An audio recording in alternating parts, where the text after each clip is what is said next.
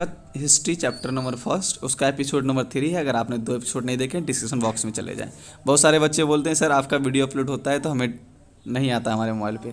तो अगर आपने सब्सक्राइब नहीं किया है तो सब्सक्राइब कर लो और बेल आइकन का बटन जो होता है उसे फॉर ऑल कर दो ताकि अपडेट आपको पहले मिले। ठीक है, तो देखो फर्स्ट एपिसोड में हमने पिक्चर क्लियर किए थे, सेकेंड एपिसोड में मैंने फर्स्ट पॉइंट को क्लियर किया था। ठीक है, और आप जो थर्ड एपिसोड है वो जो यूरोप में राष्ट्रवाद का निर्माण है, सेकेंड पॉइंट आपका किताब के अकॉर्डिंग आप जब पलटोगे तो पेज नंबर 8 में दिखेगा आपको। ठीक है, तो अब देखो यूरोप में राष्ट्रवाद का निर्माण कैसे होता है। पहले नंबर की यूरोप में कोई भी ऐसा सामूहिक पहचान नहीं था, कोई भी सामूहिक संस्कृति नहीं थी, समान संस्कृति नहीं थी, जिसके कारण कोई भी राज्य की स्थापना नहीं हुई था। यूरोप में कोई भी राष्ट्र नहीं था। क्यों नहीं था? समान संस्कृति नहीं थी, समान कोई भी सामूहिक पहचान नहीं था, जिसके कारण। ठीक है, तो वहाँ पे अलग अलग क्षेत्रों में अलग अलग भाषा बोलने वाले लोग थे, अलग अलग जाति समूह के लोग थे। यानी कि कह सकते हो कि कोई भी एक सिंबल ऐसा नहीं था जिससे वह लोग एकत्रित होकर राष्ट्र निर्माण के लिए वह लड़ाई करते। किसके विरुद्ध?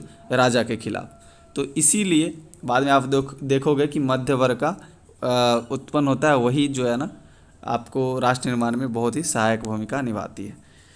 तो आपने ये देख लिया, जैसे कि एग्जाम्पल आप देख लो कि जैसे हंगरी है, ठीक है, यूरोप में, तो आधी आबादी अलग भाषा बोलती थी और हंगरी की आधी आबादी दूसरी भाषा बोलती थी। जैसे आधी आबादी मंगियार भाषा बोलता था और आधी आबादी दूसरी भाषा बोलती थी।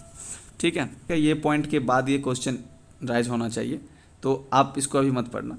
तो इस तरह विभिन्नता उत्पन्न होने की वजह से क्या हुआ, राजनीतिक एकता को आसानी से बढ़ावा नहीं दिया सकता था यूरोप में।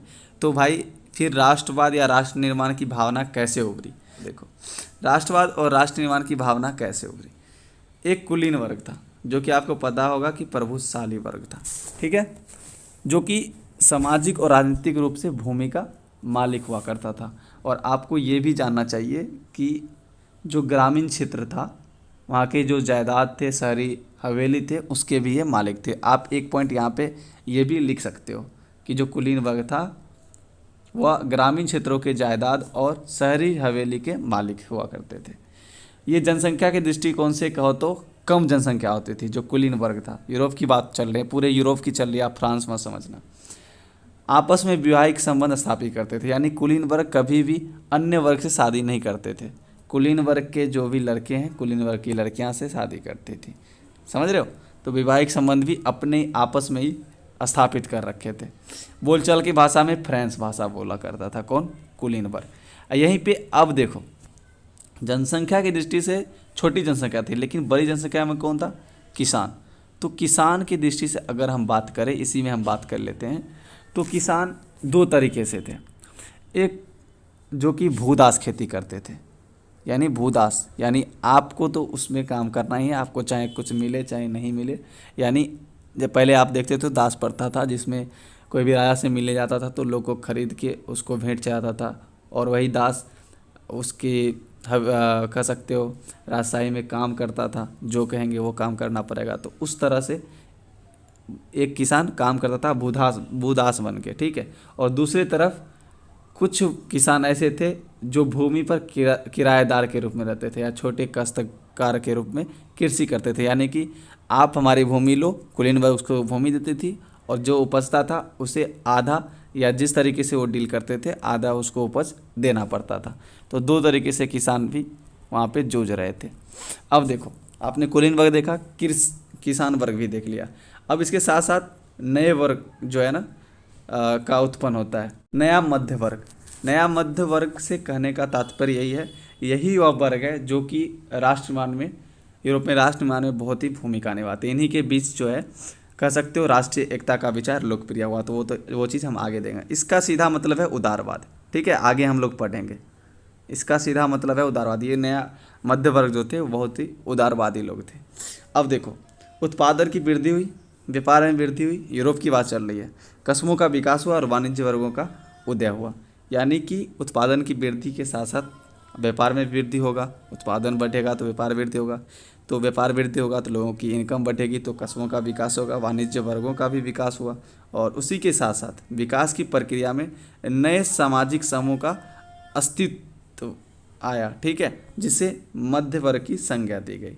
समझ गया आपने कि उत्पादन की वृद्धि बढ़ी यूरोप में, व्यापार की वृद्धि बढ़ी, कस्बों का विकास हुआ और वाणिज्यिक वर्गों का उदय हुआ। इसी विकास की प्रक्रिया ने नए सामाजिक समूह को अस्तित्व में लाया, जिसे मध्य वर्ग की संज्ञा कहते हैं, ठीक है। मध्य और पूर्वी यूरोप, पूरे यूरोप में मध्य यूरोप जो भी भाग था और पूर्वी यूरोप के जो भाग थे, वहाँ पे मध्य वर्ग की जनसंख्या 19वीं शताब्दी तक कम रही। यानी कहने का मतलब मध्य और पूर्वी को छोड़कर जो पश्चिमी यूरोप था वहाँ पे जनसंख्या ज़्यादा होगी मध्य वर्गों की। तो औद्योगिकरण तो ऐसा नहीं है कि हर एक पूरे यूरोप में एक ही बार हो गया था, तो पश्चिम में जल्दी हुआ तो वहाँ पे मध्य वर्ग जल्दी उभरे, और मध्य और पूर्व यूरोप में थोड़ा औद्योगिकरण कम हुआ तो वहाँ पे मध्य वर्ग का जो जनसंख्या था 19वीं शताब्दी में कम था, ठीक है। अब आगे चलते हैं। अब देखो ये क्या चाहते थे कि कुलीन वर्ग का विशेषाधिकार को समाप्त कर दी जाए, ठीक है। और इसी कुलीन वर्ग की विशेषाधिकार की समाप्ति के बाद ये जो शिक्षित और उदारवादी मध्य वर्ग के बीच ही राष्ट्रवाद की जो विचारधारा थी वह लोकप्रिय हो पाई। यानी सिंपल हमने शुरुआत में कह दिया था कि कुलीन वर्ग की विशेषाधिकार समाप्त और जो राष्ट्रीयता का जो विचार लोकप्रिय हुआ वह कहाँ किसके बीच हुआ, जो नए मध्य वर्ग उभरे थे उनके बीच हुआ था। इन्होंने ही राष्ट्र निर्माण के लिए बहुत ही अहम भूमिका निभाई। तो अब हम देखते हैं आगे 2.2 बुक के अकॉर्डिंग, ठीक है, उदारवादी राष्ट्रवाद का क्या कहना था। तो सिंपल में आप सबसे पहले उदारवाद का मतलब समझ लो। उदारवाद जो है लिबरलिज्म शब्द से लिया गया, जो लैटिन भाषा का मूल एक शब्द है, ठीक है, जिसका मतलब होता है आज़ाद, ठीक है। तो इसका सिंपल उदारवाद का मतलब था, यानी मध्य वर्गों के लिए उदारवाद का जो मतलब था वह 2 पॉइंट में आपको मैंने समझाया है। सभी व्यक्ति के लिए आज़ादी और कानूनों के समक्ष समानता। मध्य वर्ग उदारवाद का मतलब ये समझते थे कि सभी लोगों को आज़ादी मिलनी चाहिए और कानून के सामने ना कोई कुलीन, ना कोई पादरी, ना कोई अन्य वर्ग, सभी को समान सुरक्षा, समानता, समक्ष कानून के समक्ष जो भी है सारा समानता मिलना चाहिए सभी व्यक्ति को, चाहे व्यक्ति कैसा, नीला, गोरा, पीला, अमीर, गरीब, जैसा भी हो, ठीक है। ये चाहते थे ऐसे सरकार को ऐसा सरकार चाहते थे जो सहमति से बना हो, ठीक है। जो उदारवाद थे, मध्य वर्ग थे, उदारवाद का मतलब समझते थे कि ऐसा सरकार हो जो सभी के सहमति से बना हो, ठीक है। तो आपने समझ गया मध्य वर्ग के अकॉर्डिंग उदारवाद का क्या मतलब था। तो आप सीधे इस चैप्टर में उदारवाद की बात हो तो आप मध्य वर्ग से रिलेट करना, ठीक है। आगे चलो। जो उदारवाद था वह निरंकुश शासक का विशेषाधिकार समाप्त चाहता था। उदारवाद यानी सीधे मैंने बता दिया आपको रिलेट करना है नया मध्य वर्ग से। यानी उदारवाद जो था वहाँ के जो निरंकुश शासक थे जिन पे किसी तरह की अंकुश नहीं था, हम आवाज़ नहीं उठा सकते उनके विरुद्ध, उनके विशेषाधिकार को समाप्त करना चाहता था। जो उदारवाद था वह पादरी और कुलीन वर्ग के विशेषाधिकार की भी समाप्ति चाहती थी, ठीक है। और उदारवाद जो कि संविधान और संसदीय प्रतिनिधि सरकार की पक्षधर थे, वह चाहते थे कि यहाँ पे संविधान होना चाहिए, संसदीय प्रणाली के अकॉर्डिंग, प्रतिनिधि के अकॉर्डिंग सरकार चलनी चाहिए, ठीक है। और 19वीं शताब्दी के उत्पादन निजी संपत्ति के स्वामित्व की अनिवार्यता पर भी बल दिया, ठीक है। यानी कि ये जो उदारवाद था वह निजी स्वामित्व की अनिवार्यता पे भी बल दिया। इसका मतलब है कि यह नहीं चाहता था कि एक आदमी के पास इतना ज़मीन हो जाए, इतना संपत्ति हो जाए कि वह फिर से वह कुलीन वर्ग बन जाए, ठीक है। तो इतना ही उनके पास संपत्ति रहे, निजी संपत्ति, जो कि किसी भी लोगों के बीच मतभेद या कह सकते हो अंतर स्थापित ना करे, ठीक है।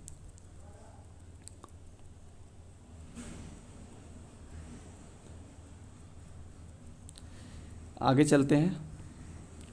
अब देखो इनके बीच समस्या क्या थी, यानी उदारवादियों की समस्या क्या थी कि यहाँ पे यूरोप में सिर्फ संपत्ति, इसको सही कर लेना, सही है, संपत्तिवान जो पुरुष थे जिनके पास बहुत सारे संपत्ति थे, तो इसका मतलब सीधा आप समझ सकते हो कुलीन वर्ग, पादरी वर्ग से रिलेटेड।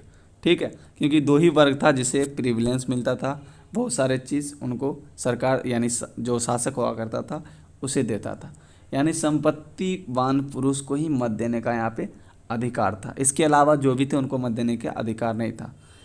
अब समझ सकते हो कि संपत्ति विहीन पुरुष और महिलाओं को राजनीतिक से दूर रखा जाता था, यानी संपत्ति जिनके पास, जिन पुरुषों या महिलाओं के पास नहीं है, उन्हें राजनीतिक अधिकारों से वंचित रहा। महिलाओं को तो यहाँ छोड़ ही दो, क्योंकि जिनको मत देने का अधिकार ही नहीं मिला उनको राजनीतिक में आने की अधिकार क्या मिलेगा।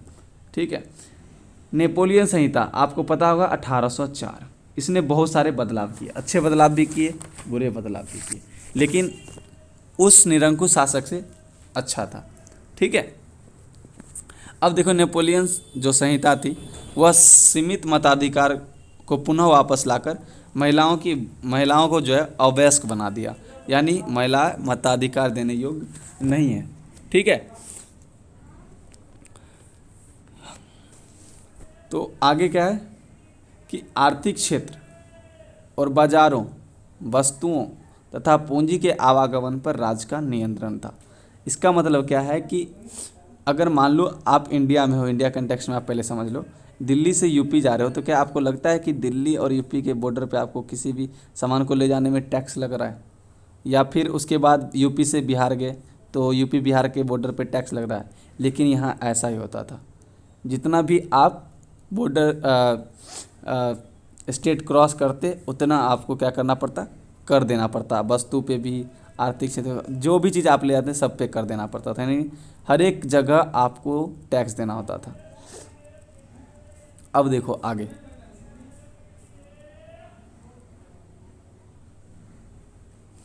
अब नेपोलियन जो था, आपको पता है नेपोलियन 1799 में आता है, 1815 में इसकी अंतिम होती है वेटरलू लड़ाई में, तो वो भी हम आगे समझाएंगे।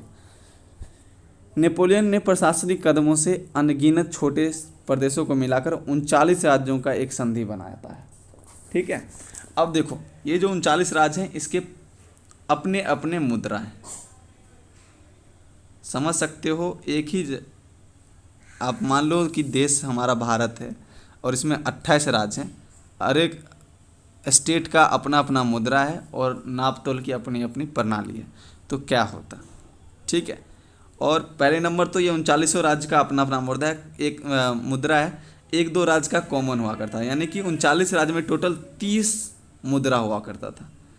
ठीक है, और 39 राज्य के अपने अपने नाप तोल की प्रणाली थी।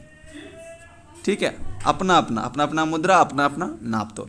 तो इससे क्या होता था कि जो चीज़ आप एक देश में लेते हो उसकी लंबाई जो है दूसरे देश में कहीं पे बढ़ जाता था, उसका नाप तोल की जो प्रणाली थी अलग थी, कहीं पे घट जाता था, जो कि आपके बुक में दिया हुआ है सेंटीमीटर के हिसाब से, आप उसको देख लेंगे।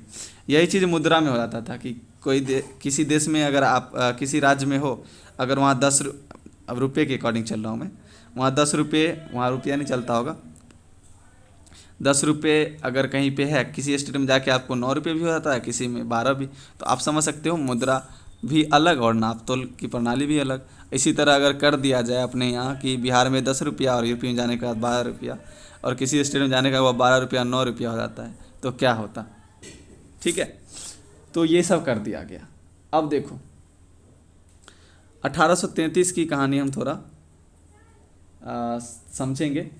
जो 1833 था उसमें आपको 600 किलोमीटर के अंतराल में अगर कोई सामान आप ले जा रहे हो तो उसमें 11 सीमा शुल्क लग रहे थे, 11 सीमा शुल्क। ये तो हम अप्रॉक्स बता रहे हैं, इसका कोई भी अस्तित्व नहीं है, मैं बताया हूँ इसीलिए कि आपके किताब में दिया हुआ है हेम्बर्ग और आप बुक देख रहे होंगे न्यूरेमबर्ग, इसके बीच अगर आप कोई वस्तु ले जाते तो 11 जगह आपको क्या करना पड़ता था, सीमा शुल्क देना पड़ता था 5%। आप समझ सकते हो कोई भी वस्तु है, एक जगह आपने कोई वस्तु है जिसका रेट 10 रुपया है और उसको आप एक जगह से दूसरे जगह ले जा रहे हो और 11 जगह 5% उस पर क्या लग रहा है, टैक्स लग रहा है। तो आप समझ सकते हो इसका अंतिम रेट जो होगा क्या होगा। इसीलिए इसका जो रेट है अंतिम जाते जाते बहुत ही हाई हो जाती थी। और इससे तो प्रॉब्लम होती है भाई, 11 जगह रुकना है, टैक्स देना है, 5% देना है, और उसके बाद शुल्क जो लगता था वह वस्तु के वजन पे लगता था और वस्तु के आकार पे लगता था। ठीक है, मैं जो बोल रहा हूँ उसको भी आपको नोट डाउन करना है कि शुल्क कैसे लगता था, वस्तु के वजन पे और वस्तु के आकार पे। अब देखो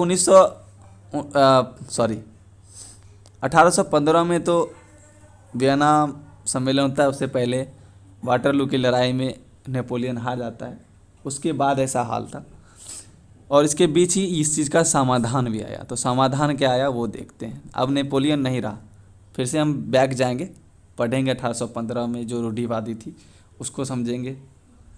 समाधान ये आया कि 1834 में एक शुल्क संघ जो जालवेराइन के नाम से जाना जाता था उसको परसा के पहल पे स्थापित किया गया। यानी कि जो आप 11 जगह दे रहे थे आप क्या टैक्स, उसको अब एक ही जगह देना है। तो ये तो बेहतर है। अब इससे क्या लग रहा है कि राष्ट्र का निर्माण हुआ, लेकिन ऐसा नहीं हुआ। ठीक है, ऐसा नहीं हुआ, ये और भी निरंकुश हो गए। कौन? परसा और इनके साथ जो जो भी थे। ठीक है, इससे शुल्क अवरोध तो समाप्त हुआ, सबके लिए प्रॉब्लम ख़त्म हुई, लेकिन प्रॉब्लम और भी बढ़ गया। जो 30 मुद्रा संख्या थी, हमने आपको बताया था कि जो 39 राज्य थे सबके अलग अलग मुद्रे थे, कुछ के कॉमन थे, यानी टोटल 30 मुद्रा था। उसको घटाकर पूरे यूरोप में 2 मुद्रा किया गया। ठीक है, तो ये भी एक शुभ संकेत है कि अब लगा था राष्ट्र निर्माण होगी, लेकिन ऐसा कुछ नहीं हुआ। तो क्या हुआ, तो आगे हम पढ़ेंगे। अब 1815 के बाद जो एक नया रूढ़िवाद का उत्पन्न होता है उसका हम आगे चले गए थे 1833-34 में। अब फिर से हम बैक आए कुछ देखने के लिए। क्या देखने के लिए? यहाँ पे नेपोलियन का अंत होता है और वियना सम्मेलन होता है। तो 1815 में, यानी 18 जून 1815, आपको याद होगा वाटरलू के युद्ध में क्या होता है, नेपोलियन का पराजय हो जाता है। उसके बाद इसको बंदी बनाया जाता है, कहीं पे द्वीप में रखा जाता है, किसी महासागर के द्वीप में रखा जाता है, और उसे 6 वर्ष के बाद उसका अंत हो जाता है। अंत करने का मतलब उसकी मृत्यु हो जाती है। तो भाई साहब इसका मृत्यु कब हो जाता है? 1821 में। ठीक है, किसका? नेपोलियन का मृत्यु हो जाता है 1821 में, और उसका उम्र होता है उस समय 52 साल में यह मर जाता है। तो इन सभी ने नेपोलियन को 1815 में हरा दिया। ठीक है, और इन्होंने एक समझौते के लिए वियना में सब आपस में मिलने की एक घोषणा की, सम्मेलन की। और इस सम्मेलन की अध्यक्षता कौन किया? ऑस्ट्रिया के चांसलर। वियना जो है ऑस्ट्रिया की राजधानी है, इसकी राजधानी है वियना। तो इसी वियना में जो अध्यक्षता हुई इस सम्मेलन में ब्रिटेन, परसा, रूस, ऑस्ट्रिया के बीच, तो अध्यक्षता कौन किया? ऑस्ट्रिया के चांसलर मेटरनिख ने किया। ठीक है, और ये सभी मिलकर 1815 में एक वियना संधि तैयार किया। अब देखो इस वियना संधि का क्या उद्देश्य था। वियना संधि जो हुआ उसका उद्देश्य था नेपोलियन युद्ध के समय अनेक परिवर्तन जो हुए थे उसको समाप्त करना है। नेपोलियन ने बहुत सारे रूल रेगुलेशन लाए, उसको समाप्त करना है। नेपोलियन ने जो फ्रांस में अनेक भागों को फ्रांस में मिला लिया था उसको अलग करना है। तो भाई साहब, और जो पुराने प्रथा थे उसको स्थापित करना है। यहाँ आपने देखा है 1815 के बाद एक नया रूढ़िवाद। ठीक है, तो रूढ़िवाद का क्या मतलब था कि जो राज्य है, जो समाज है, वह पुरानिक रीति रिवाज के जैसा स्थापित हो। यानी यह चाहते थे राजा रानी की प्रथा जो है वह आए। ठीक है, तो ये लोग थे, यानी कि जितने कंट्री आपने देखा, ब्रिटेन, रूस, परसा, ऑस्ट्रिया, ये सभी चाहते थे कि पुनः वह राजतंत्र स्थापित करे। आपने देखा कि मुद्रा ठीक किया, सही, अच्छी बात है कि 30 मुद्रा में 2 मुद्रा किए। ठीक है, और भी कार्य किए, लेकिन इसके साथ साथ यह जो रूढ़िवाद जो था, नया रूढ़िवाद, वह नया मध्य वर्ग था। ये रूढ़िवाद है, इन्हीं दोनों के बीच कंट्रोवर्सी चलती है। ये रूढ़िवाद आते हैं, नेपोलियन को हराते हैं। रूढ़िवाद में कौन कौन सा देश होता है? ब्रिटेन, रूस, परसा, ऑस्ट्रेलिया। और यह क्या करते हैं? पुनः अपने पारंपरिक जो भी शासन व्यवस्था थी उसको स्थापित करता है। ठीक है, तो उसके साथ ही आप देख सकते हो पुनः जो 1789 में बुर्बो राजवंश का फ्रांसीसी क्रांति के बाद ख़त्म हुआ, उसे पुनः वापस कर दिया, वापस स्थापित कर दिया, सत्ता में ला दिया। कब? 1815 में। ठीक है। और इसके साथ ही जो फ्रांस ने जीता था, नेपोलियन जिस समय युद्ध किया था उस और जीतकर फ्रांस के साथ जो इलाके एक साथ हुए थे, उसे भी फ्रांस को खोना पड़ा। यानी फ्रांस ने उन सभी इलाकों को खो दिया जो कि नेपोलियन के अधीन था। ठीक है। और उसके साथ साथ फ्रांस के सीमा पर अन्य राज्यों को भी कायम कर दिया। इसको डबल टाइपिंग हो गया, इसको हटा दीजिए। ठीक है। आपने समझ गया कि जो नया रूढ़िवाद था वह परंपरा को स्थापित करना चाहा, और नेपोलियन के द्वारा जो परिवर्तन किया गया था, जो भी रूल रेगुलेशन लाए गए थे, जो भी स्टेट को फ्रांस के अंदर किया गया था, उसे समाप्त करने को था। पुनः राजवंश को, बुर्बो राजवंश को स्थापित किया। बुर्बो सही कर लेना आप। और उसके साथ साथ फ्रांस को सभी इलाकों को खोना पड़ा जिनसे जो नेपोलियन के अधीन था। और इसके साथ साथ फ्रांस के सीमा पर जो सीमा थी, अनेक राज्यों की स्थापना कर दिया गया। क्यों कर दिया गया? ताकि फ्रांस अपना विस्तार नहीं कर सके, राज्य विस्तार नहीं कर सके। ठीक है। अब देखो, इन जो भी कंट्रीज़ के साथ लगा हुआ था उसे तो भाई कुछ लाभ हुआ होगा। तो क्या लाभ हुआ आप देखो। पर्सा को पश्चिमी सीमा पर नए इलाके, यहाँ पे आप सही कर लेंगे, नए इलाके दिया गया पर्सा को। ऑस्ट्रिया को उत्तरी इटली का नियंत्रण मिला। रूस को पोलैंड का हिस्सा सौंपा गया। और लेकिन जो नेपोलियन ने 39 राज्यों का जो जर्मन महासंघ बनाया था, आपको याद है, उसे कायम रखा, उसे अलग अलग नहीं किया। ठीक है। अब जो 1815 में स्थापित हुई थी रूढ़िवादी शासन व्यवस्था, वह ज़्यादा ही निरंकुश थी। ठीक है। जिस निरंकुश का क्या मतलब है? निरंकुश का मतलब जिसके शासन व्यवस्था के खिलाफ आप आवाज़ नहीं उठा सकते। तो अब जो निरंकुश शासन था उसके प्रति जो आवाज़ उठाए जाते हैं, उन सभी गतिविधियों को दबाया गया। ठीक है। यानी आप निरंकुश शासन के विरुद्ध अगर आप आवाज़ उठाते हैं तो उस गतिविधियों को दबा दिया जाता था। जिस तरह से दबाए, सैनिक को भेज के, जेल में भेज के, जैसे भी हो। सेंसरशिप के नियम भी लगाए गए। सेंसरशिप के नियम लगाए गए मतलब अगर आप सरकार के विरुद्ध कोई भी बयान देते हो, कोई भी किताब छापते हो, चाहे कुछ भी करते हो, अखबार बनाते हो, नाटक करते हो, गीत गाते हो, यानी सरकार के विरुद्ध अगर आप करते हो तो आपको जेल भेज दिया जाएगा। या तो आप पहले सरकार से बात करें, सरकार की अनुमति के बाद ही आप उसको प्रकाशित कर सकते हैं।